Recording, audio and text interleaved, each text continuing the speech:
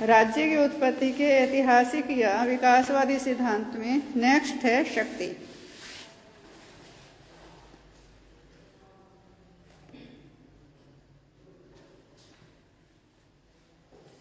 जब मानव जीवन की शुरुआत हुई उस समय मनुष्य को सिर्फ और सिर्फ यही एक ही भाषा आती थी, शक्ति की।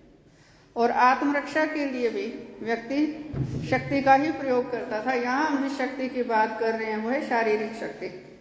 आत्मरक्षा के लिए भी शक्ति का प्रयोग, और व्यक्ति जो खाना बदोश की तरह घूमते रहते थे, खाने पीने की वस्तुएं इकट्ठी की या कुछ रहने के लिए जगह बनाई, तो उसकी रक्षा के लिए भी शक्ति का ही प्रयोग करते थे। और उस समय अब क्योंकि मनुष्य सिर्फ शक्ति की ही भाषा जानता था और कुछ उसको इतना ज्ञान नहीं था, तो जो शक्तिशाली, जो बलवान लोग थे वो निर्बल लोगों पर अत्याचार करते थे और उनके जो हक थे उसको छीन लेते थे।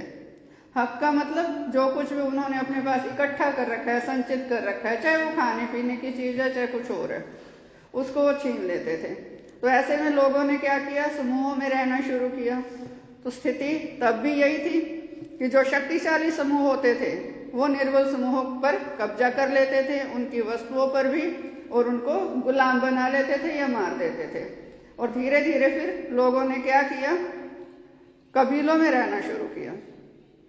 यहाँ अंतर क्या आ गया, कबीले का फिर एक सरदार नियुक्त किया जाने लगा, और सरकार की जिम्मेवारी को, जो सरदार था उसकी जिम्मेवारी क्या होती थी, लोगों के जीवन और संपत्ति की रक्षा करना। और जो सरदार है ये ऐसे व्यक्ति को बनाया जाता था जो शक्तिशाली हो, बलवान हो, और थोड़ा सा बुद्धि कौशल भी उसका ठीक हो, माने बुद्धि का भी प्रयोग कर सके। और शारीरिक शक्ति उसका पहला गुण था कि वो अपने जो अधीन लोग हैं, कबीले के जो लोग हैं, उनकी रक्षा कर सके दूसरे कबीलों से। लेकिन स्थिति यहाँ भी वही थी कि जो शक्तिशाली कबीले थे, शक्ति को ही प्राप्त करने के लिए, अपनी शक्ति में वृद्धि के लिए, निर्बल या अपने से जो कमजोर कबीले थे उन पर आक्रमण कर देते थे, और बदले में उनकी संपत्ति को और उनके लोगों को अपने अधीन कर लेते थे। जो निर्बल कबीले थे उनके लोगों को या तो मार दिया जाता था, जो बच जाते थे उनको फिर अपनी सेवा में लगा लिया जाता था, संपत्ति की तरह उनको खरीदा बेचा जाता था। तो इस तरीके से जो कबीले थे उनका आकार बढ़ता चला गया। जो शक्तिशाली कबीले थे वो बड़े बड़े कबीले बनते चले गए, और यही बड़े बड़े कबीले जो थे, जब इन्होंने एक जगह पर रहना शुरू किया तो ये छोटे छोटे राज्यों के रूप में अस्तित्व में आए। तो इसमें सिर्फ हम एक तत्व देख रहे हैं, शक्ति। तो विचारक ये कहते हैं कि ठीक है कि राज्य की उत्पत्ति में शक्ति का योगदान तो रहा है, लेकिन केवल और केवल शक्ति के आधार पर राज्य अस्तित्व में नहीं आया। कि वो जो परिवार संगठित हुए थे रक्त संबंध के आधार पर, कबीले के रूप में अनेक रक्त संबंधों वाले जो परिवार थे वो संगठित हो गए, माने रक्त संबंध से थोड़ा आगे बढ़ गए। अलग अलग जो गोत्र के लोग थे, अलग अलग परिवारों के लोग थे, उन्होंने एक ही कबीले में रहना शुरू किया। और ऐसे में विचारक ये कहते हैं कि यदि हम इस तथ्य को देखते हैं, शक्ति को, ठीक है, हो सकता है उत्पत्ति केवल इसके कारण ना हुई हो, लेकिन राज्य का जो विकास है वो यकीनन शक्ति के आधार पर हुआ है। और वर्तमान में भी हम यही देखते हैं कि जो वर्तमान राज्य हैं उनके लिए शक्ति एक अहम गुण है। बाह्य आक्रमण से रक्षा के लिए और आंतरिक शांति की स्थापना के लिए हर राज्य को अपनी शक्ति में वृद्धि करनी पड़ती है, और उसके लिए प्रावधान करने पड़ते हैं, व्यवस्था करनी पड़ती है। इसके लिए हर राज्य पुलिस रखता है, सेना रखता है। ये शक्ति प्रयोग के लिए तो होते हैं। आंदोलन हो गया, पुलिस जब आएगी तो वो केवल शक्ति की ही भाषा बोलेगी, डंडा चलाएगी या फिर लास्ट जो है उसमें फायरिंग है। शक्ति प्रयोग ही है कि आंतरिक शांति की स्थापना के लिए और बाह्य आक्रमण से रक्षा के लिए आज भी राज्य को शक्ति की व्यवस्था और इसके विस्तार की व्यवस्था करनी पड़ती है। सेनाओं पर जितने सैनिक तैनात हैं वो इसीलिए तैनात हैं कि बॉर्डर की रक्षा करेंगे, लेकिन किस माध्यम से? शक्ति प्रयोग के माध्यम से। और ये जो शक्ति कोई भी देश अपनी जब बढ़ा लेता है, वृद्धि कर लेता है, तो उसका प्रदर्शन भी किया जाता है। जैसे 26 जनवरी को देखना, ये युद्ध पोत वगैरह, वो उसमें झांकियां निकाली जाती हैं। किस लिए? कि टीवी पर सारा प्रसारण होता है, पड़ोसी देश भी देखे कि हमारे पास इतने बड़ी बढ़िया हथियार हैं, जरूरत मत कर लेना। इसलिए ये शक्ति प्रदर्शन किया जाता है झांकियों के माध्यम से। जनता को भी पता लगे कि हमारे देश के पास क्या स्थिति है, किस तरह के लड़ाकू अस्त्र शस्त्र हैं, कि यदि कोई देश आक्रमण कर देता है तो क्या हमारी जो सरकार या हमारा राज्य हमारी रक्षा करने में समर्थ है या नहीं है। तो शक्ति ने भी राज्य की उत्पत्ति और विकास में अपना योगदान दिया है। नेक्स्ट है इसमें आर्थिक संघर्ष।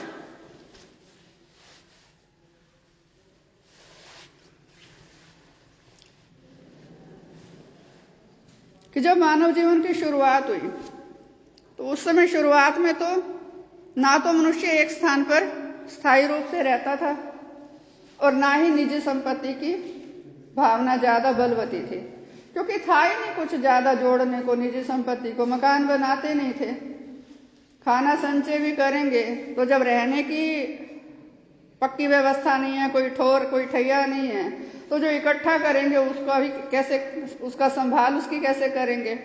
तो एक स्थान से दूसरे स्थान पर भोजन की तलाश में व्यक्ति घूमते रहते थे। और उस समय उनके पास संपत्ति के नाम पर क्या होता था? खाने पीने की कुछ वस्तुएं, वो भी कितने दिन चलेंगी? थोड़े दिन, ज्यादा लंबे समय तक तो वो भी स्टोर करके नहीं रखी जा सकती। लेकिन धीरे धीरे मनुष्य ने पशुपालन शुरू किया। पशुपालन शुरू किया तो पशुओं के चारे की व्यवस्था चाहिए थी। उसमें भी कुछ समय तो निकलता रहा, जब खाना बदोश थे, पशु भी साथ साथ रहते थे, वो जो सामान था वो ढोने के काम भी आते थे, उनसे उनको कुछ फायदा भी हो जाता था। और स्थायी रूप से व्यक्ति ने एक स्थान पर रहना कब शुरू किया? जब खेती बाड़ी शुरू की, जब कृषि करनी शुरू की। तो फसल बोई है तो उसको काटने का इंतजाम भी करना है, उसकी रक्षा भी करनी है, पानी भी लगाना है, सारी व्यवस्था करनी है, तो वहीं रहने का भी बंदोबस्त कर लिया। अब यहां से जो समाज में वातावरण है, प्राचीन समाजों में थोड़ा थोड़ा बदलने लगा। जब पशुपालन शुरू किया, वो पशु जो थे वो निजी संपत्ति में आए, और जब खेती के कार्य में हाथ लगाया इंसान ने, खेती करनी शुरू की, तो वो जमीन भी निजी संपत्ति में आई। निजी संपत्ति की भावना का उदय हो गया कि ये जमीन मेरी है, ये पशु मेरा है, इससे जो भी लाभ अर्जित होगा वो मेरा होगा। निजी संपत्ति की शुरुआत हो गई। फिर धीरे धीरे जब संपत्ति बढ़ने लगी, उद्योगों का विकास हो गया, माल खरीदना बेचना, ये सारे काम भी शुरू हो गए।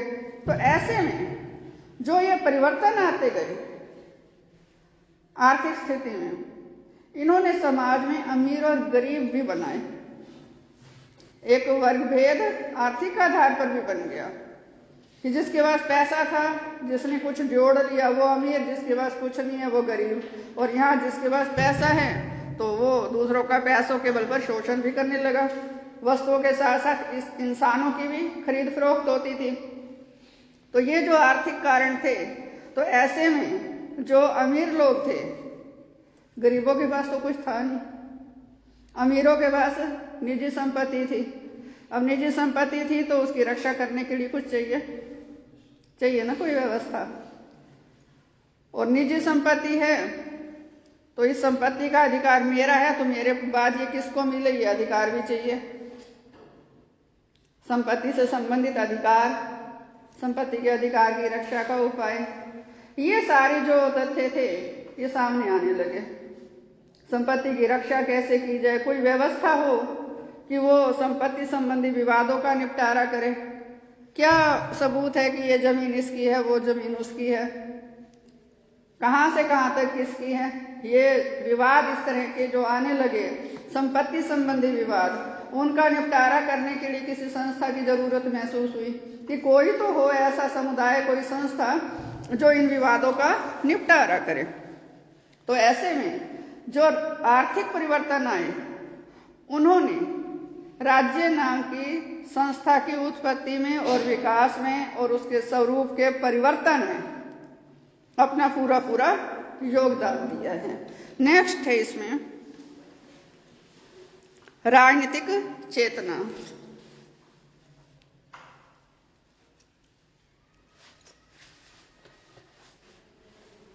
राजनीतिक चेतना क्या है? इसका अर्थ है वो अनुभव जो लोगों ने राजनीतिक संगठन के अस्तित्व के प्रति अनुभव किया, महसूस किया और लगा कि यह आवश्यक है, इसका बने रहना हमारे लिए जरूरी है।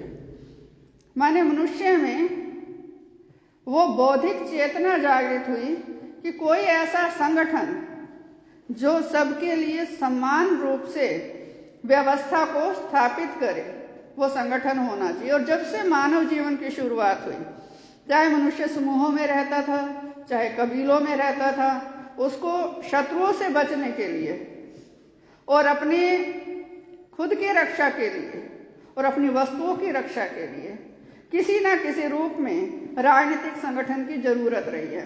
और ये राजनीतिक संगठन भी किसी न किसी रूप में मौजूद रहा है। समूह था तो समूह का भी कोई नेतृत्व करता था, कबीला था तो कबीले का भी सरदार होता था, उसके नियम होते थे, उसकी आज्ञा का पालन सभी करते थे, अनुशासन में रहते थे। वो सारी बातें आ गई ना जो राज्य के अंदर होती हैं। तो ऐसे में जब हमेशा से ही मनुष्य ने किसी न किसी रूप में राजनीतिक संगठन में रहना, खुद को खुशी खुशी स्वीकार किया, उसमें रखना, उस संगठन में रखना, तो इसी उसमें ही जब ये चेतना आ गई कि कोई एक राजनीतिक संगठन हो जिसके बिना ना तो समाज में विवादों का निपटारा हो सकता है, ना ही जीवन की रक्षा हो सकती है, ना ही संपत्ति की रक्षा हो सकती है। जब ये चेतना जागृत होगी कि राजनीतिक संगठन हमारे लिए जरूरी है, हमारे लिए उपयोगी है, तो ये राजनीतिक संगठन अपना एक पुख्ता आकार लेने लगा और उसको नाम दिया गया राज्य। कोई तिथि ऐसी नहीं है कि जिसके लिए हम कहें कि इस दिन हुआ।